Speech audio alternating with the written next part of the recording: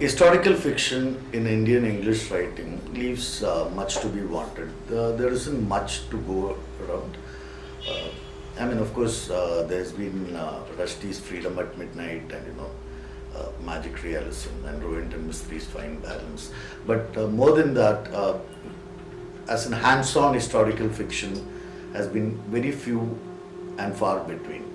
And even when there has been, it has always sort of worked within the realm of mythology and right-wing history, which sort of eulogizes a certain kind of hegemonized history, and which sort of does never brings one closer to the ground realities. And this is why I thought it is important today to introduce who I consider one of the finest authors in historical fiction in Indian English writing, Amita Kanekar. Two of her novels have been out, and which is what I will be talking about, and the politics of how the novels have been written and what it sort of throws at the reader. Most importantly, I mean, I'm sort of first novel is A Spoke in the Wheel, and the second one is Fear of Lions. Now, both the novels, interestingly, I mean, you can sort of read these novels as continuation if you sort of are following her style of writing and what she's trying to say in the novels.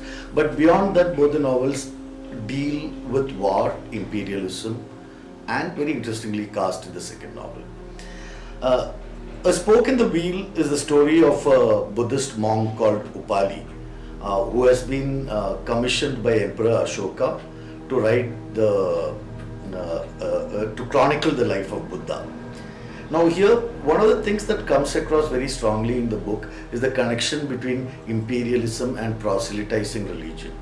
If you sort of look at any religion which is sort of spread across the world, any of the major world religions today, be it Islam, be it Christianity, be it Buddhism, one can actually read the connection between imperialism and how the religions spread. Religions cannot spread without political power, particularly imperial power, and one has sort of seen it throughout history. It is in this context that A Spoke in the Wheel becomes very important, and so it sort of underlines the importance of Ashoka in the spread of Buddhism across the world.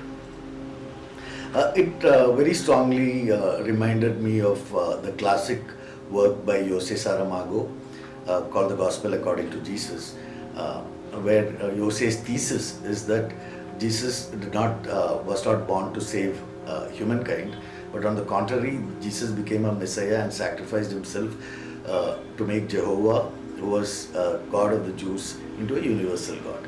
Anyway, that apart, this novel essentially talks about the ravages of post-Kalinga situation in the subcontinent, and how Ashoka deals with it as an emperor, and how he sort of, it humanizes Ashoka as an emperor. It doesn't, the way history tells us about Ashoka the Great and all of that, and even mythology tells one about Ashoka. It sort of goes beyond that, and it shows Ashoka as a proper human being with all the trappings of power and all the trappings of how power can corrupt somebody who's so powerful, who was as powerful as Ashoka. And Upali, who is from Kalinga and who resents Ashoka for what damages he has caused to Upali's region. It's basically his sort of interactions with Ashoka and chronicling, which is the essence of the novel. Next we come to Fear of Lions. I had already done a written review of Fear of Lions. The Fear of Lions is a very interesting book in the sense that it is set, the backdrop of the novel is the war of succession between Aurangzeb and Dara Shikoh. But that is not the story of the novel, that's just the backdrop. It's a number of incidents that sort of occurs during that, and most importantly, it is the story of a cult of who the author calls an unseeable community, as in people who are not just untouchable, even seeing them becomes polluting, and a rebellion by them, a successful rebellion by them, a very successful rebellion by them, and they are influenced by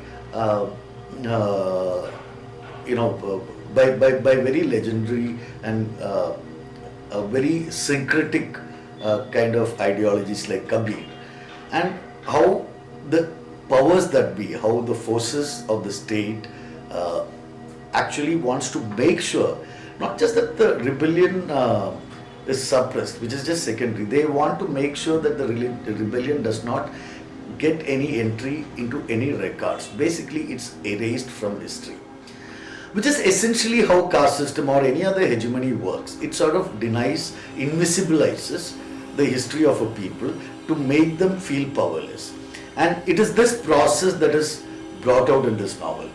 The central character, a spy called Abul Mumuri, is interestingly a guy who is a half caste, and his sympathies and his empathies and his politics can be defined, can be understood only when one understands the location from where Mumuri himself comes. So his past actually gives color to his sympathies in the novel. And then, of course, quite a lot of the novel is set in within the war itself, events that are happening within the war, and the interactions of the caste system, even amongst people who are already marginalized within this structure. One very interesting thing that one can see within Fear of Lands is how Savarna Hinduism, actually the Savarnas, regardless of who is in power,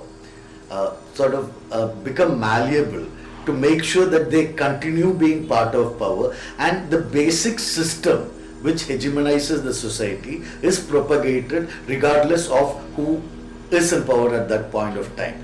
The religion or the identity of the person in power notwithstanding. So in that sense, Amita Kanekar becomes a very fascinating